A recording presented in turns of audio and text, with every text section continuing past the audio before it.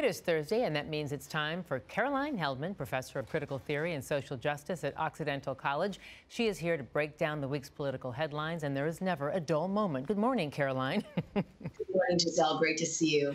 Always great to see you. Let's start with the president's push to pass the John Lewis Voting Rights Act. He's meeting, as you know, with senators, Democratic senators today, urging them to blow up the filibuster. But with Joe Manchin and Kristen Sinema still holding out, what are his chances here, and how critical is it? Well, they would need to eliminate or suspend the filibuster in order to get this passed. And the odds are almost nil.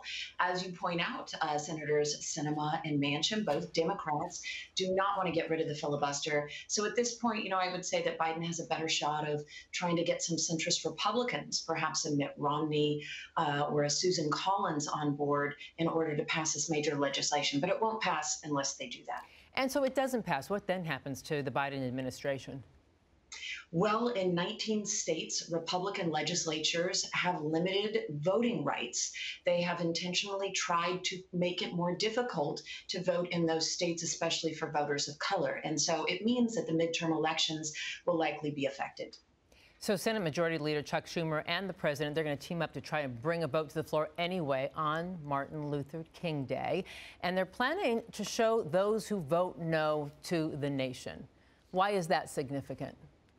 I think it's significant because 67% of the American public actually supports these common sense measures that are in both of these voting rights bills that the Democrats are putting up, because folks, do value voting rights in the United States. It's a fundamental part of our democracy.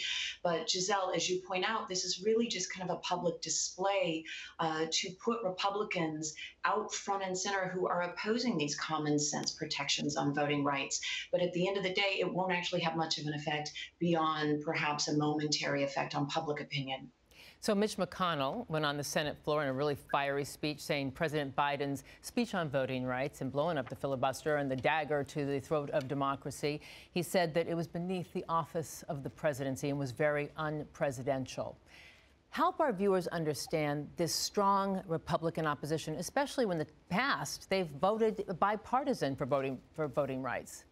Yeah, that's a great point, Giselle. So the Voting Rights Act of 1965 is a bipartisan effort. It is reauthorized under Ronald Reagan as a bipartisan effort and under George W. Bush as a bipartisan effort, both, of course, Republican presidents. So this is a bit disingenuous for the leader of the Republican Party in the Senate to be talking about this not being a presidential effort. It absolutely is. It's fundamental to our democracy. Why do Republicans oppose it? It's really simple. They want to win elections. And instead of broadening their appeal in the last decade, they went all in with white ethno-nationalism under Trump, which means that their base of possible voters is much smaller.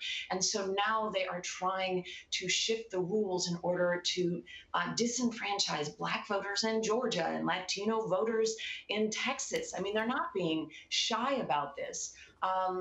It's a direct threat to our democracy when not everybody has the same ability or right to vote. Right.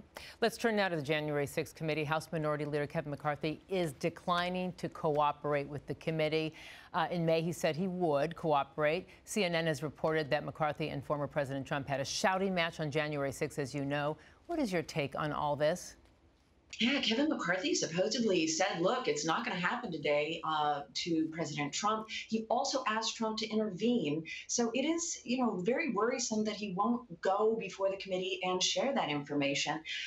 What I imagine will happen is he may be held in contempt. The Department of Justice may get involved, but the odds of that happening, I think, are pretty slim, given the fact that it hasn't happened for most of the people that the House committee has subpoenaed. Mm-hmm. And, if any one of us, normal Joes, said, oh, no, we're not going to respond to a subpoena by the federal government or the Crown or Congress, I mean, it just wouldn't happen. So when we say no one's above the law, it certainly seems, our legislators are. It's tough, Giselle. We don't want one party to be able to go after the other party in Congress for political purposes, willy-nilly. So we do want extra protections, but you're right. How is it that Kevin McCarthy is not held accountable for refusing to just share information about a violent insurrection, something that so profoundly threatened our democracy on January 6th?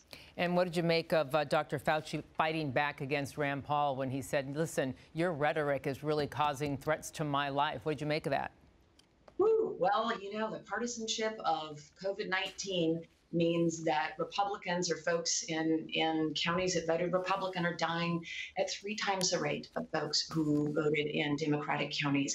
We should not have a partisan gap. I think it is pretty horrific that we have made this a partisan issue because it's literally costing American lives. So Rand Paul and Dr. Fauci going after each other in a partisan fashion has profound implications as part of a broader partisanship of COVID-19 that simply should not exist. Boy, we live in very complicated, unprecedented times, don't we, Caroline?